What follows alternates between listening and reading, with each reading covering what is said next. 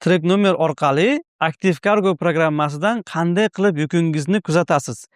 Hozir men sizlarga o'sha o'tgan safar o'rgatganimdek Pinduoduo programmasidan track nomer olishni o'rgandik. Endi o'shani Active Cargodan qanday kuzatishni o'rgataman. O'tgan darsimizda sizlar bilan Pinduoduoda track nomerini qanday ko'rish mumkinligi haqida ko'rib o'tgan edik. Bugun esa sizlar bilan ushbu track nomerini Active Cargo ilovasida qanday qilib ko'rish mumkinligini ko'rsatib o'taman. Buning uchun biz Pinduoduoga kiramiz. Kirganimizda U menyusiga kiramiz. Ushbu mashinaga kirib olamiz. Bu joyga kirib olamiz. Buni tarjima qilganimizda logistikani ko'rish deb tarjima qilinadi. Mana logistika bo'limiga kirib oldik. Bu yerda track nomerimiz turibdi. Buni endi nusxa qilib olamiz. Nusxa qilish uchun ushbu joyni bosamiz. Mana track nomerimizni nusxa qilib oldik. Endi Active Cargo ilovasida tekshirib ko'ramiz. Bu track nomer orqali yukingizni Xitoydagi siklatimizga kelganidan boshlab sizning qo'lingizga borguncha uni kuzatib turishingiz mumkin. Active Cargo ilovasiga kirib olamiz. Agarda sizda bu ilova bo'lmasa, siz bemalol App Store yoki Play Marketdan yuklab olishingiz mumkin. Ilovaga kirganingizda ushbu oyna ochiladi. Bu yerda sizning ID raqamingiz, jami buyurtmalaringiz soni va og'irligi va oxirgi partiyadagi yuklaringiz haqida ma'lumot bo'ladi. Siz buyurtmalar bo'limiga kirasiz. Mana buyurtmalar bo'limiga kirib oldik. Bu yerda har bir tovarning track nomerini,